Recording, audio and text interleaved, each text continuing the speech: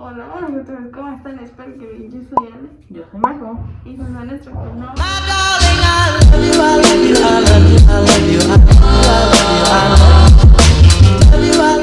Bueno, pues gente, miren, el día de hoy vamos a contar leyendas. ¿De qué leyendas? De todas. Como saben, es octubre y se celebra el terror. Y aquí está una escenografía muy chida con máscaras sangrientas. Y vamos a comenzar con la leyenda llamada, pues tu turno primero. La cueva del diablo. La cueva del diablo. La cueva del diablo. Lo vamos a leer porque no sabemos casi diciéndonos así.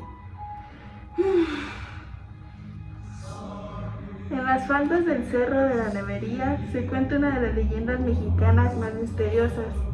Se dice que en ese lugar existe una cueva donde el diablo fue liberado, pues trabajadores que laboraban alrededor aseguraban escucharlo dentro de ella. La pequeña guarida es de no más de 7 metros de profundidad, pero el misterio que en ella alberga es de más de 200 años.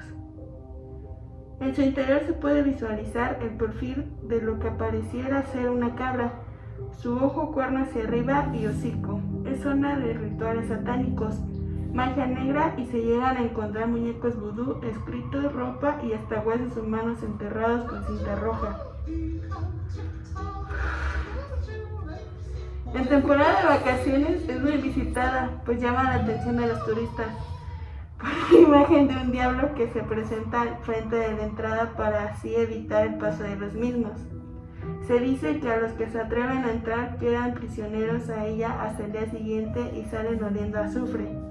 Sin embargo, de lo único que se tiene constancia es que la cueva sirvió como depósito de dinamita cuando el cerro era utilizado para extraer material con el que se construyó el malecón de olas altas, y fue por el olor a azufre que salía del túnel, lo que llevó a que la bautizaran con el nombre de la cueva del diablo. Sea cierto o no, de lo que sí estamos seguros es que es una de las leyendas urbanas mexicanas más populares que proviene de Mazatlán, Sinaloa. La siguiente es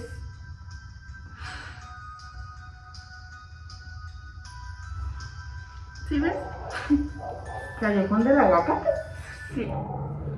Dice: las calles y las casas de Coyoacán resaltan por sus casonas con estilo antiguo que nos recuerda a una época mejor. Se cuenta que por el siglo...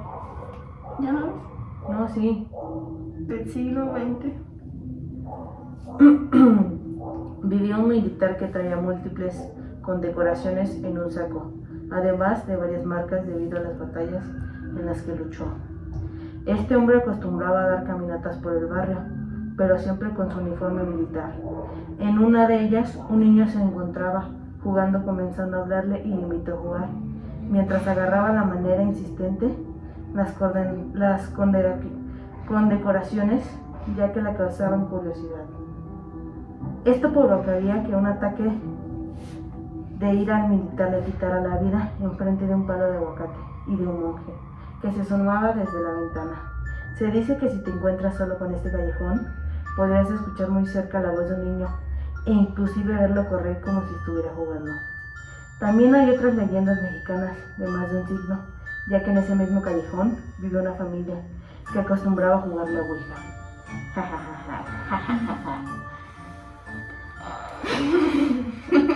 En una ocasión, la tabla le dijo al padre que sería traicionado por alguna persona cercana. Las palabras hicieron revuelo en él tanto que así terminó eliminando a toda su familia y conocidos para después sepultarlos en su jardín.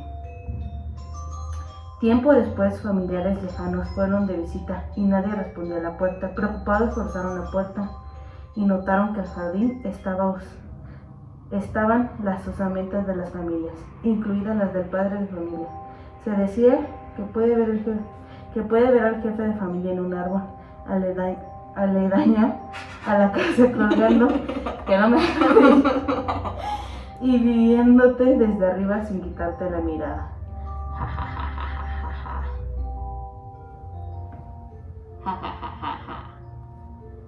Continuamos con la historia. El vampiro de Guadalajara.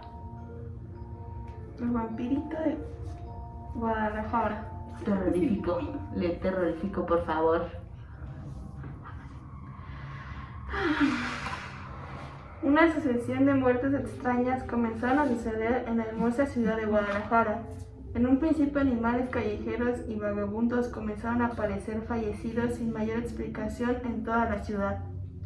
Pero al pasar el tiempo, las desapariciones y los asesinatos aumentaron. La ciudad se sumó en una ola de terror. Nadie quería abandonar su hogar. Después de la caída del sol, las familias dejaron de visitarse por miedo a ser la siguiente presa. El rumor era la llegada de un vampiro. Hubo una reunión entre autoridades de la ciudad donde se convocó a cualquier experto, estudioso o cazarrecompensa que los libre de esta maldición. Se presentarían varios candidatos, pero la mayoría simples aficionados, estafadores o gente sin experiencia. Finalmente pudieron dar con la persona indicada. El hombre en cuestión les indicó dos opciones útiles para hacer salir al vampiro de su escondite. La primera era quemar el lugar donde se supone que moraba. Aunque la noche aún no hubiera caído, la amenaza del fuego lo despertaría y se vería acorralado por un lado los enfurecidos vecinos y por otro la luz solar. Solo existía un problema. Nadie sabía dónde se escondía el vampiro. Entonces surgió la segunda vía, que fue esperar que apareciera de nuevo. ¡Es él! ¡Es el vampiro! Al pasar unas semanas al caer el sol, el cazador avistó un hombre moviéndose con lentitud por las calles periféricas. Un grupo de vecinos salieron armados con estacas y cruces. Rodeado el vampiro, desesperado por falta de sangre, intentó atacarlos, pero la fuerza del número lo derrotó. Mientras decidían qué hacer, el cazador de vampiros fue determinante en decir que no se dejaba vivir al vampiro y que había que destruirlo o eventualmente se recuperaría y mataría a todo el pueblo. Entonces se le clavó una estaca en el corazón, lo decapitaron y quemaron. El cazarrecompensa recibió su cuantiosa paga y se marchó, pero algo salió mal. En lugar de esparcir las cenizas del vampiro a los cuatro vientos para que sus partículas no se reunieran, los pobladores torpemente enterraron los últimos restos del vampiro en el cementerio de Guadalajara. Fue ahí donde, con el paso de las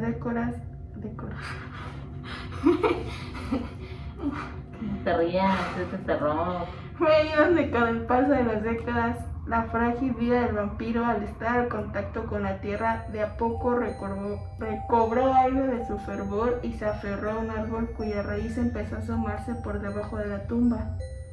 Esta es una de las leyendas mexicanas más largas que aún no tiene un final, ya que muchos piensan que el vampiro regresará a través de las raíces de los árboles.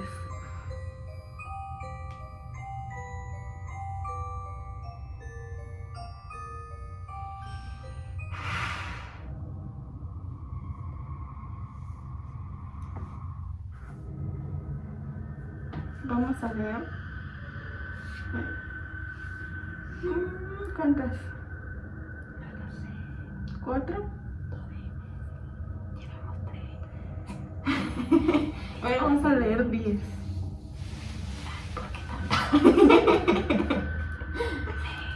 1, 2, 3, 4, 5, 6, 7, 8, 9, 10. Vas, la cuarta. Ay, se apagó mi La cueva encantada. En un cerro del norte de Jalisco existió una cueva encantada que se abría un solo día al año. Se decía que quien tuviera la dicha de encontraría grandes tesoros contabilizados en sacos llenos de monedas de oro, plata, piedras preciosas y lujosos trajes que pertenecieron a personajes españolas, que en un tiempo fueron robadas por ladrones, y esa riqueza fue escondida en esa cueva.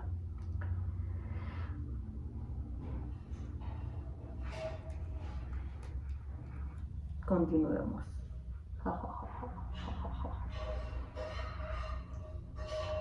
A la espalda del cerro estaba ubicado un rancho donde vivía un muchacho junto a su familia.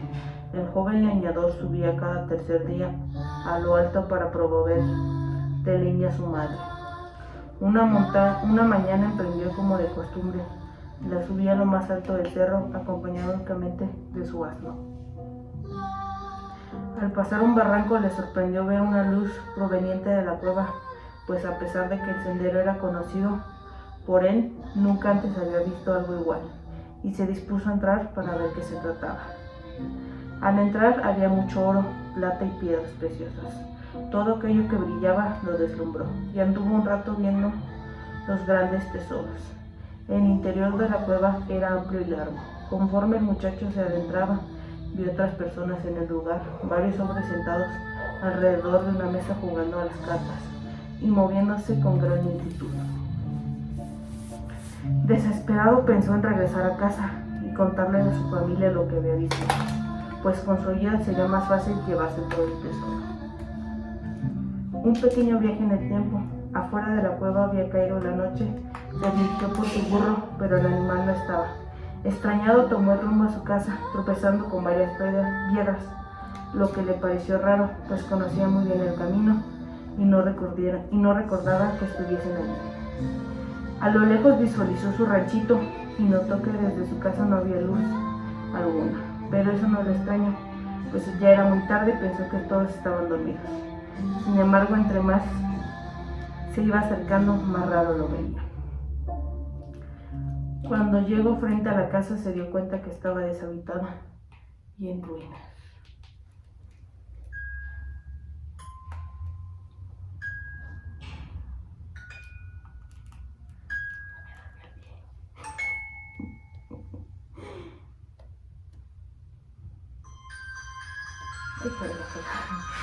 Se sentía tan cansado que sin desearlo se quedó dormido entre los escombros. Al día siguiente se despertó y de un salto corrió a averiguar qué había pasado con su familia. Cuando llegó todo estaba cambiado. Preguntando se enteró de lo que sucedió. Todos los miembros de su familia habían muerto hace muchos años. La gente le habló también de un joven que se salió con su gorro una mañana y desapareció misteriosamente. Ese joven era el mismo. Preguntó fecha y hora a los vecinos y se dio cuenta que las 2 horas que pasó en la cueva habían sido 200 años. Esta es una de las leyendas mexicanas contadas por nuestros abuelos y transmitido de generación en generación. Gracias.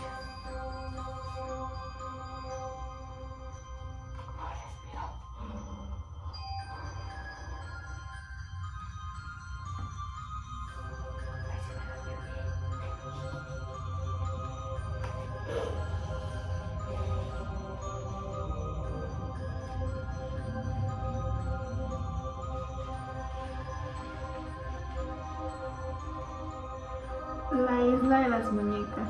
Esta es muy popular ya que se encuentra en Xochimilco, en la Ciudad de México. Un lugar que se ha convertido en una atracción por su apariencia escalofriante. Cuenta la leyenda que el señor Julián Santana, quien habitaba una de las chinampas de Xochimilco, descubrió el cadáver de una niña que murió ahogada antes cerca de su casa. Después de ese hallazgo, comenzó a escuchar voces y susurros que le hicieron creer que se trataba del espíritu de la pequeña, por lo que comenzó a proteger su hogar colgando muñecas por doquier, esto para mantener a esta ventana tranquila. Sus primeras muñecas fueron encontradas en la basura o cerca de los canales, pero la gente poco a poco fue haciéndole donaciones para que la isla quedara repleta de las escalofriantes muñecas que actualmente se pueden apreciar visitando este lugar abierto al público. Gracias. Ya. Bueno, no, esa no. Está muy corta. ¿Qué te revisé con mi video?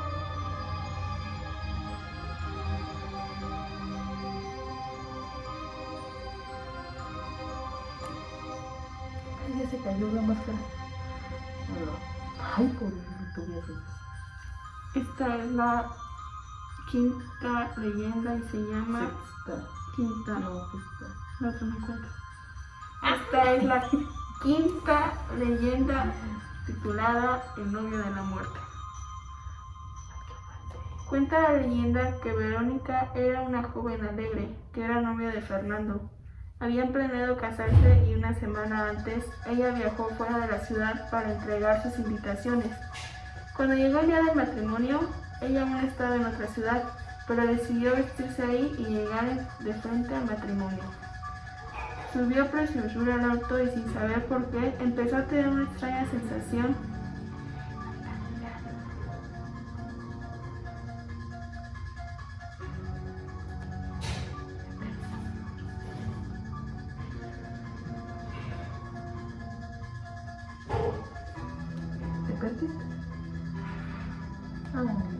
Empezó a tener una extraña sensación que la puso un poco inquieta. Su tía que iba con ella lo notó, pero le dijo que los matrimonios siempre son así. La mañana era triste y el clima muy malo, pues estaba lloviendo con regular intensidad. Cuando ya estaban a 20 minutos de llegar a la ciudad, en un tramo lleno de curvas, el conductor, inmerso en la idea de llegar temprano a la boda, aceleró y no pudo controlar el auto que cayó en un barranco. La joven novia murió instantáneamente. Años más tarde, un compañero de su colegio tuvo que viajar solo por la carretera donde sucedió el accidente. Eran ya las 12 de la noche y antes de pasar por la curva donde murió Verónica, miró por el espejo retrovisor.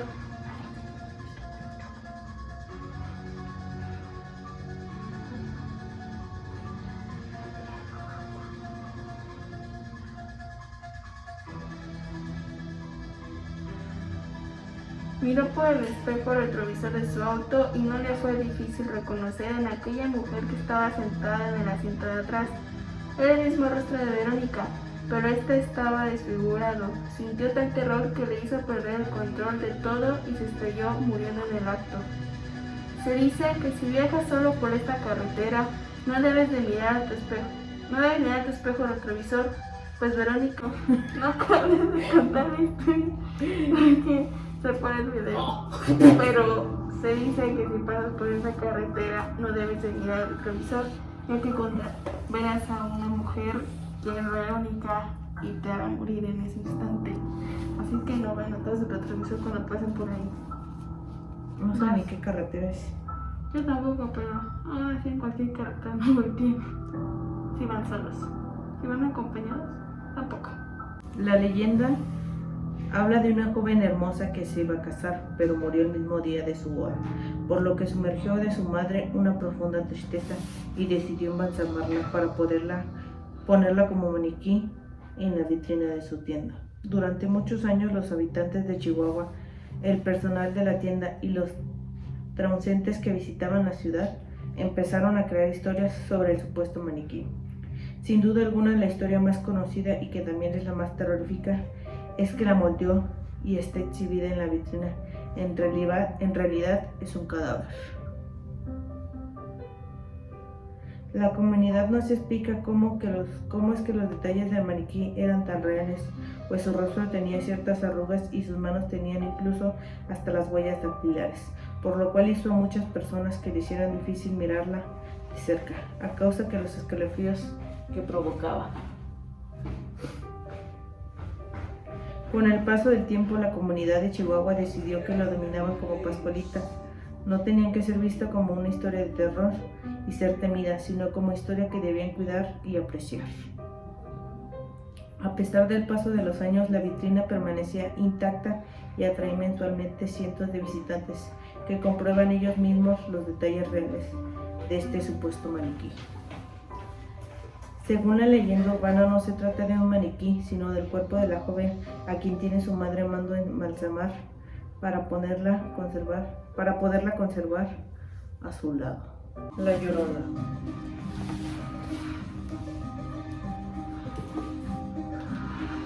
Cuenta la leyenda que en un lugar lejano vivía una mujer junto a sus 3 hijitos. A esta familia le iba muy bien, todos eran felices y el amor se hacía presente siempre. Un día en una noche de invierno se desató una gran lluvia y ocurrió algo terrible. Aquella noche el padre de esta familia regresó tras muchos años de haberlos abandonado. Sin él, ellos habían vivido muy felices, ya que ese tipo siempre estaba gritando y andaba siempre en borracheras. Por otro lado, castigaba sin sentido a los niños, así como también a la madre. La mujer rezaba siempre para que este hombre no regresara nunca más, pero lastimosamente sucedió lo contrario. Cuando llegó, este mal hombre tiró la puerta de una patada y gritó: ¿por qué no lo había recibido? Los niños, muy asustados, se escondieron y la madre, por defender a sus hijos, se enfrentó a su esposo, pero eso, lamentablemente, la mujer fue golpeada y se desmayó por varias ocasiones.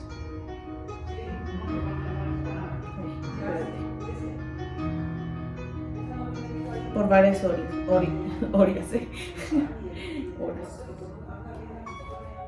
Cuando ella despertó, buscó a sus hijos por toda la casa, pero no los encontró ni a ellos ni a su esposa.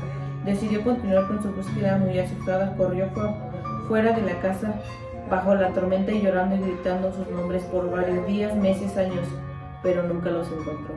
Un día después de tanto buscar, la madre murió de tristeza y tampoco se supo nada de los niños y nadie los vio jamás.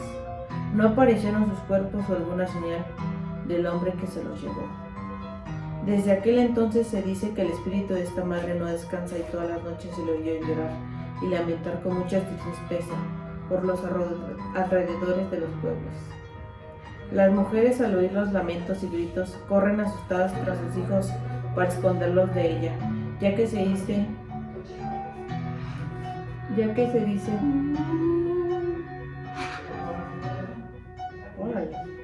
que si los encuentra la Llorona se los puede llevar. Este video, no olviden compartir, dejar su like, comentar. Iniciamos el terror y se viene con todo, ¿verdad? Yes. No olviden seguir a nuestras redes sociales que van a aparecer por una de la pantalla aquí. Y yo soy Ale. Yo soy Majo. Y nos vemos en otro video. Y les deseo Chao. dulces pesadillas.